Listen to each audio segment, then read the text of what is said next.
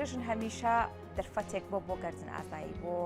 چاوپۆشیکردن لەو کەسانی کە هەڵەیەکیان بەرامبەر کردوون یاخود هەڵەیەکمان بەرامبەر بە کەسێک کردووە دەرفەتێک بێت بۆ ئاشتەوایی بۆ قبولکردنی با بڵێن یەکتری بچەوکردنی پەیوەندی کۆمەڵایەتیەکان چەندین بابەتی دیکە کە جژن دەرفەت دەرەخسێنێ بۆ جوانترکردنی ژیان و پێکەوە ژیان. تایبەت بەوەی کە تا چەندە گرنگە جژن بکەینە دەرفەتێک بۆ لە یەکتر نزیک بوونەوە بۆ زیاتر پتەوکردنی دین لە هەمان کاتیشدا بۆ پتەوکردنی پەیوەندی کۆمەڵایەتیەکان و داواکردنی گردن ئازادی و قبولکردنی یەکدی زۆر بەڕێز نەجمەدین قادر زانای ئاینی ڕاستەوخۆ لە ستۆری بەیانی کورساک نوێز میوانن مامۆستا سپاس بۆ ئامادەبوونی بەڕێستان بەخێراتن جژنیشت پیرۆز بێ وانێوەشی مبارەکە زۆر سپاس مامۆستانیشت جژن دەرفەتێک بۆ ئەوەی کە ئەو مسلمانانە یاخود ئەو هاوڵاتیانی کە بە جۆرێک لە جۆرەکان دڵیان لە یەک گێشاوە دوورن لە یەک نزیک ببنەوە تا چەندە گرنگە ئەم جژنە بکەینە دەرفەتێک بۆ نزیکبوونەوەی با بڵێن گیانی هاوکاری و یەکتەڵ قبولکردن و چاوپۆشیکردن لەو ئەزیێدانانی کە دوو کەس بەرامبەر بە یەکیان کردو و ئاشت ببنەوە. سپاس ستایش بۆ ذاتی پاکی پەروەردگار کە تەمەنی درێژکردینەوە جەژنێکی تر ببینین و هەروەها بواری داین بە خۆشەویستان شاد ببینەوە لە جەژنێکی ترە. درود و سەلامی خوا لەسەر جانی پاک پێغەمبەر کە پەیامی ئاشتەوایی و خۆشەویستی هێناوە و لەسەر یاران و شوێنکەوتوانی بە چاکە تا ڕۆژی دوایی. ئەم هەلا قۆزمەوە پیرۆزبایی جژن لە هەموو مسلمانانی جیهان بەگشتی وە مسلمانانی کورد و مامۆستایانی ئاین و خزم و دۆست و برایانەکەم و بینەرانی ئەم کەناڵە خۆشەویستان جەژنیان پیرۆز بێ هەموو ڕۆژیان جەژن و جەژنیان شادی و بەختەوەری بێ و ڕۆژەکانی تەمەنیان بەخۆشی و جێژن بەرنەسەر. دیارە هەلێکی باشە بە تایبەتی لەم ڕۆژگارەی ئێستا کە دنیای ماددە زۆری هێناوە زۆربەی دڵەکان لە زۆربەی بوارەکانە لە یەک تۆراون عاتیفە وەکو جاران نەماوە سۆز و خۆشەویستی کەمی کردو خزمەکان زیاتر بە تەلەفۆن و برادەرەکان زیاتر بە تەلەفۆن هەواڵپرسی لە یەکترەکەن. جێگەی خۆیەتی ئەم جەژنانە بکەینە وەچەرخانێک جارێکی تر بۆ گەڕانەوە بۆ سۆز و خۆشەویستی و عاتیفە و بۆ دۆستایەتی و پەیوەندیە کۆمەڵایەتیەکان تون بکەینەوە. بەداخەوە بە ساڵ ئەبینین ئەم پەیوەندیانە کەس دەبن. ئەم جەژنانە هەلێکن کە لە ئێمە وەکو مسلمان دوو جەژنی سەرەکیمان هەیە لە ناو ئاینی پیرۆزی ئیسلامە جەژنی ڕەمەزان و جەژنی قوربان. خوای گەورە فەرموویەتی وەلیتوکەبروا الله عەلا ما هەداکم. ئێوە ئەبێ سپاسگوزاری خوا بکەن و خوای گەورەی خۆتان بە گەورە بنرخێنن لەسەر ئەوەی کە هیدایەتی داون. ئەم هیدایەتە بۆ خۆشەویستی مرۆڤایەتیە. ئاین هاتووە بۆ ئەوەی مرۆڤ بەختەوەر بکە لە دنیاوە سەرفرازی قیامەتی بکە. دیارە سەرفرازی قیامەت بە بەختەوەری ئەم دنیاە و بەکار و کردەوە جوانەکانی ئەم دنیای یەکێک لە کردەوە جوانەکان ئەوەیە ئاشتەوایی کۆمەڵایەتی بەرپا بێ و خەڵق یەکتری خۆشبوویە چونکە پێغەمبەرمان صلی الله تعالی علیه وسلم ئەفەرمێ ئیمانتان نابێت تاوەکو ناچنە بەهەشتەوە تا ئیمانتان نەبێ ئیمانتان نابێت تا یەکتریتان خۆش نەوێ یەکتریتان خۆش ئەوێ وەختێکە سڵاو لێ یەکەن سەلام لێ یەکەن ئاشتی لە نێوانتان ناهەبێ. کەواتە ئێمە بێ ئەم جەژنانە بەڕاستی بقۆزینەوە بیکەینە وەرچەرخانێک لە تەمەنمانە بۆ خۆشەویستی لە نێوان تاکەکان و کۆمەڵی کۆمەلگاکەمانە. بەداخەوە زۆر کەس ئێستا ئەوەی بەلاناوە و نابینین هەتا لە ناو مزگەوتەکانە کە وەختێک جەژنە پیرۆزە کرێ خەڵکێکی هەرزوو ئەڕواتە دەرەوە و ناوەستێت جەژنە پیرۆزە لەگەڵ دراوسێ و خزم و کەسوکارەکە بکە. یا گەڕان کەم بۆ بە شێوەیە کە جاران جەژنە پیرۆزە لە یەکترە کرا و هاتوچۆ هەبوو سەردانی یەکتر بوو ئێستا کراوەتە تەلەفۆنێک فقط. باش باست دەوە کرد کە لە ئێستادا لە جژنەکان جژنە پیرۆزەکە یاخود پەیوەندی کۆمەڵایەتیەکان یاخود نەریتە جژنەکان کاڵبوونەتەوە کەواتە ئەم جژنە چۆن دەرفەتێک بێت بۆ ئەوەی ئەم پەیوەندیانە بە جۆرێک لە جۆرەکان با بڵین هەم پەیوەندی کۆمەڵایەتیەکان تۆخ بێتەوە و هەم جژنەکان بگەڕێتەوە ئەو جژنانی کە پێشووتر جژنێکی گەرم بوو هاوڵاتیان دراوسێکان خزم و کەسەکان بە گەرم و گوڕی دەچوونە ماڵ یەکتری جژنە پیرۆزیان دەکرد گردن ئازاییان دەکرد.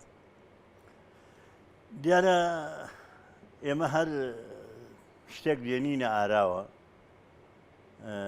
جابر چاکە بە خراپ بەدیوە چاکەکە سوودی بۆ خۆمانەوە بدیوە خراپەکە شابێ خۆمان بازەکەی بدەین ئێمە خۆمان جاران دنیا وەکو ئێستا دێکی بچووک نەبوو کەلتوری بێگانە وەندە تێکەڵی ئێمە نەبوو و ئەم هۆکارەکانی پەیوەندی کۆمەڵایەتیەکان وەکو ئێستا بەهێز نەبوون لەو ڕۆژەوە کە تەلەڤیزۆن داهاتووە پەیوەندی کۆمەڵایەتی بەرەو بێهێزیێڕەوە و دوای ئەوەش ئەوەی کە ئێستا پێوترێ ئینتەرنێت و تۆڕە کۆمەڵایەتیەکان ئەوەندەی تر خەڵکی بەرە و نەمانی عاتیفە و سۆز بردووە لە سەردەمی گەنجی ئێمەدا دەمانبیست لە وڵاتانی دەرەوە خۆکوشتن و یەکتر نەویستن و پەناگرتن و تاکبوونەوە واتە کەعابە و ئەم لێک دوورکەوتنەوە لە یەکتر زۆرە پێمان سیر بوو نەمانەزانی هۆکارەکانی چییە پێشکەوتن ئەگەر بە جوانی بەڕێوە نەچێ هەندێک دیوی هەیە کە بێتە ئەم هۆکارەی کە ئێستاە وەک چۆن ئۆتۆمبیلەکە لە دیوێکەوە خێرا ئەمانگەێنێ بەڵام لەگەڵەوە دەعم و پێکدان و پیسکردنی ژینگە و گرانی بەنزین و قەرەباڵقی شاری بە دوای خۆیاناوە هەروەها پێشکەوتنەکەش ئەدیوەکەی تری ئاوایە ئێمە ئەوەی کە دنیا بۆتە دەیەکی بچووک و کەلتوری بێگانەمان وەرگتووە بەداخەوە لە هەندێک لە کەلتورە خراپەکانیانمان هێناوە و بۆ باشەکانی هیچمان نەهێناوە لە ڕووی پیشتە سازیەوە هیچی ئەوانمان نەهێناوە لە ڕووی دیموکراتێت و بەڕێوەبردننی حکمەوە هیچی ئەوانمان نەهێناوە تەنانەت لە ڕووە کۆمەڵایەتیەکەوە نەبێ ئێمە هیچ کاریگەریەکی ئەوانمان لەسەر نییە کە ئەوان خوان بەدەست ڕووە کۆمەڵایەتیەکەەوە ناڵێن ئەمە دیوێکی مەسەلەکەیە دیوێکی تری مەسەلەکە ئەفکاری جیاجیا لە ناو کۆمەلگا جا هەر لە ئاینەوە بیگرە مرورن بە حیزبایەتیا تێپەڕە بڕۆ بۆ ئەفکاری جیاجای تر ئەمانە وای کردو زۆربەی دڵەکانی لە یەکتۆرانوە وەڵا ئەو لەگەڵ لە کاتێکا دینی ئیسلام ئەم ئەفکارە جیاوازانەی قبوڵە ینی ئەوە نییە ڕەتی بکاتەوە بێت خۆی بێەوە ئەو ئەفکارە جیاوازانە بۆ خزمەتکردنە ئەمە بۆ خزمەتکردنە وەکو چۆن ئێمە بە کۆمەڵی خەڵق ئەتوانین بەردێک پاڵپیەوە بنین بەڵام بە تەنیان ناتوانین ئێمە ڕەنگە من هەڵە بم تۆ ڕاست بیت ڕاستەکەی تۆ کاریگەری لەسەر هەڵەکانی من هەبێ و کۆمەلگار ڕاست بکەینەوە دەنگان بۆ چییە بۆ ئەوەی باشترین بێتە پێشەوە ئەم ئەفکارانە خۆی لە ئەسڵا بۆ خزمەتکردنە بەڵام لای ئێمە بەداخەوە ئەوەشمان خراپ بەکارێناوە هەمووی وای کردووە زۆربەی جار دڵەکان لە یەک تۆراوە یەکێکی تر لە کاریگەریەکان کاریگەری ئابوووریە بە هەردوو دیوەکەیە بە هەژاربوون و بە دەوڵەمەند بوون هەندێکمان لەگەر ڕێز و حرمەتم بۆ دەوڵەمەندیەکە بەڕاستی ئاینی ئەمێنێ ڕەوشتی ئەمێنێ کاری خێر و چاکەی زیاکە بێتە خزمەت کارێکی باشی کۆمەلگاکەی خۆی و میلەتەکەی خۆی و نیشتیمانەکەی خۆی دەستی خێری ئەوەنە زۆرە بێ کە چەندەها خێزان بەهۆی ئەوەوە نان ئەخوا و وڵاتەکەش بەرەو پێشکەوتن ئەڕوە ئەوە خێر و بێرەکەی بۆ خۆی و خەڵقی ترێکنە وڵات دەوڵەمەندیانانێ تازە پیاکەوتووە هەنازانانی چۆن تەسەڕف لەگەڵەوەکە بەحاڵ لە برادرە کۆنەکەی و خزمەکانی سڵاوەکە هەمانە نەوەڵا ژاری یاکەم دەستیەکە وای لێ کردووە کورە پێویست ناکە ئەمە لەوا سەرف بکەم و پێویست ناکە ئەوە لەوا سەرف بکەم و هەمووی گەڕاوەتەوە بۆ جلوبەرگ و خواردن و ئەم شتانە ئەم بارە ئابووریەش دیسانەوە خۆی کاریگەری خۆیکەواتە مامۆستا جەژن تا چەندە دەرفەتێکە بۆ ئەوەی کە بۆ نمونە دەوڵەمەندەکان یارمەتی هەژارەکان من هەروەک ئەمە کە لە با بڵین ڕەمەزان هەیە لە جژنی ڕەمەزان هەیە لە جژنی قوربانیش بە سونەتی قوربانیکردن ئەم کردارە جێبەجێ دەکرێت ئەبێ ئمە بگەڕینەوە بۆ شوێنە پار چەند کەس هەبوو لە ئازیزان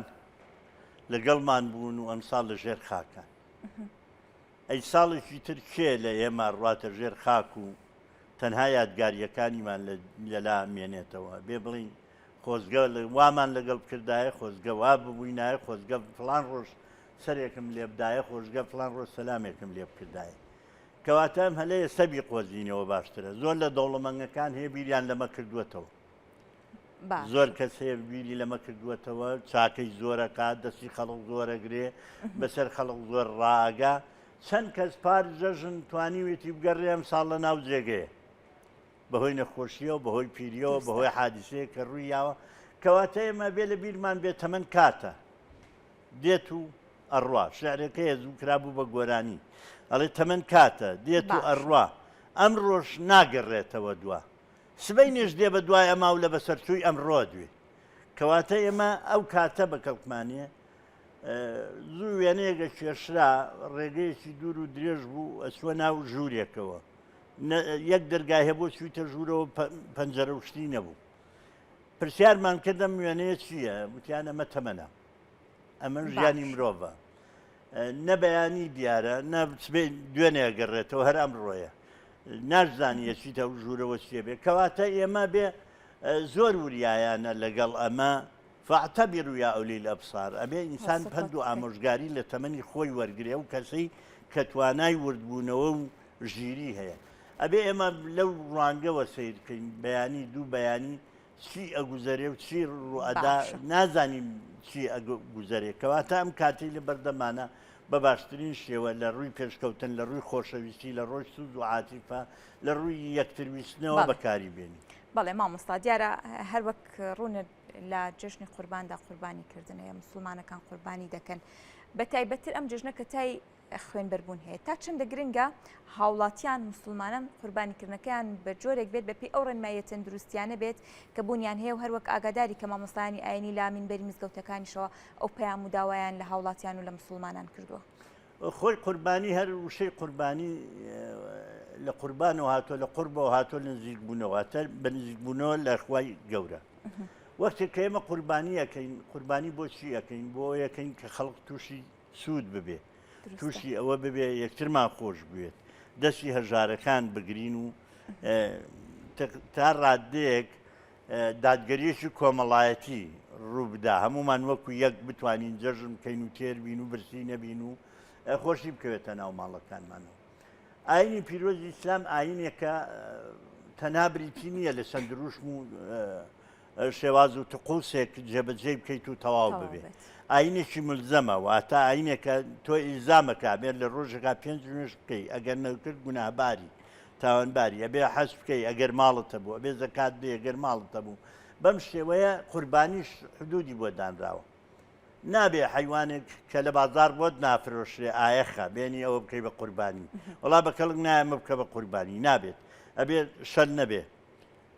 شەلیە کە تەسیری تێکرد بێت نەخۆش نەبێت ئەمە لێرا زۆر گرنگە نەخۆش نەبێت هەر لە نەسی حەدیسەکە هاتووە وەلا مەریضەتەن بەین مەڕەضها نابێت کەوا نەخۆشیەکەی ئەوەندە این بوو بێ کە پێوەی دیار بێ ئێستا نەخۆشی ئێستا ئەسمەسا ئەم بەین مەڕەضە کە دیار بێت ئێمە زۆر جار لە پێشوودا نەمانەتوانی ئەمە دیاری بکەین بەڵام ئێستا بەیتەریا ئەمەش دیاریەکە ئەتوانێت دیاریش نییە بەڵام نەخۆشیەکەی دیارەکە لەم زروفا کە هەندێک کەس ڕەنگە بڵێ مامۆستانی ئاینیەوە خۆ بێ قەزابیەوەش دینەکەتان پێش پێکردەوە جاران قوربانی ئەم هەموو سەر و بەندەی نەبوو هەر حیوانەکەوا بووە ئەو کەسەی کە تێبگار ژینگەی ئێستەمان لەگەڵ ژینگەی جارانمان زۆر جیاوازە سنوور و تێکەڵبوونمان لەگەڵ میلەتانی دراوسێ و تجارەتمان لەگەڵیان شتێکی جیاوازە جاران نەخۆشی بە کەمترە گەیشتە ناو وڵاتەکەمان یەک مرۆڤ لە حەفتاکانە کە نامەوێت لێرەوە ناوی بێنم خوالی خۆش بێت نەخۆش کەوت سەرەتانی بۆ هەموو سلێمانی خوێندکاری 12 ئامادەی بۆ هەموو سلێمانی تازەی بوو بۆ ئەو پیاوە بۆ ئەو خوێندکارە لە حەفتاکان لە تەمەنی ئێمە ئێستا ڕۆژانە خەڵک داخلی خەستەخانەی هیوا بێ بەداخەوە هیچیە سلێمانی ئێمە چەندە بوو ئێستا چەندە ئێستا چەندە کەواتە بێ ئێمە ئەمە زۆر بە ئاگاداریەوە لەگەڵ ئەوە بۆیە ئێمەی مامۆستایانی شوینێتە سەر ئەوەی سەروبەندی قوربانی زیاد بکەین ئەگەر قوربانی ئەکرا لە دێیە کاتێکە چەند ماڵ بوو 15 بوو 20 زۆر کەم دێگەشتە 30 ماڵ و 40 ماڵ ئەگەر دێشی گەورەشە بوو بێویش شوێنی خۆی هەبوو قوربانی ئەکرا بەڵام ئێستا لە هەموو گەڕێکی سلێمانیا قوربانی بکرێ و سەر و پێەکەی و پێستەکەی و جاران پێستەکەی ڕیخۆڵەکەی سەر و پێەکەی تووکەکەی هەمووی بەکارە هاتەوە هەمووی تەدویرە کراو بەکارە هات خەڵقە پاڕایەوە لە لادێ بیدەیتێ بۆ مەشکا بۆ مەشکۆڵە بۆ کوندە بۆ هەمانە کە ئێوە دربەتان ڕەنگە ئەمانە هەن نەزانن چین بۆ زۆر شت پێستەکە بەکارە هات تووکەکەی بۆ گوریس بۆ قیاسە کە کەژووشیان پێ ئەوت بۆ بەڕا بۆ خەرار بۆ هۆڕ ئێستا هیچ شێوە بەکار نایە دەبێ پاشی فڕێ بین کەواتە بۆچی کە فرێماندا ناوێنین چی پیسکردنی ژینگە پیسکردنی ڕێخۆڵەکانی ڕۆژ بۆ سەناعەت ئێستا هیچی ناڕوە یا ئەو پێسەیە ڕۆشتە بۆ شەریکەی جلود و دەرەوەی وڵات ئێستا هیچی ناڕوە فڕێ ئەدرێ کەواتە بێ خەڵک تێبگات کە زوروفی ئێستا لەگە زوروفی جاران جیاوازە بۆیە وتاری مامۆستا فتوای مامۆستای ئاینی فەرقی کردووە لەگەڵ زوروفەکەیە فتووە بۆ ژیانی خەڵقە لەبەرەوە بێ ئاگامان لێبێت کە ئێستا تای خوێنبەربوون هەیە ئێمەمانەوێ و خێزانە تێر بێت جاوەرە نەخۆشیشی بخەین نەخۆشیشی بخەین ئەوەی کە گۆشتمان بۆ نردووە پ ئەوە نەبا بە دەرمان و دوایەوەی تووشی ئازار بۆ و ئەتەنێتەوە و هەموو ئەم شتانە بۆیە خەڵکی بەڕاستی لە سەرەتی یەکەم زۆر تەکوت بکات و هەوڵ بدەین لە سەربرنگا خانەکان لە شوێنی سەربڕین سەری ببڕین نەبینە ئازار لە گەڕەکەکانە بۆن و بەرامە و خوێن و ئەم شتانە بڵاو نەکەینەوە چونکە وەک گوتم شار گەورە بووە ژینگە پیس بووە ئاو هەوا وەکو خۆی نییە گەرما پەرەی سندووە ئەمانە هەمووی کاریگەریانەیە لە سەری شەکانی مسلمانان بۆیە دەبێت مسلمانان زۆر بەوریاییەوە لەگەڵ ئەم شتانە هەڵس و کەوت بکەن و کارەکانیان ببێتەمایی خێر و سەرفرازی نەک بێتەمایی نەخۆشی و ناڕەحەت بە هیوای زۆر سپاس بۆ ڕوونکردنەوەکان زۆر سپاس بۆ مامۆستا نەژمێن قادر زانای ئاینی کە ڕاستەوخۆ لە بەرنامەی بەیانی کورسات نوێزەوە لەگەڵمان بوو.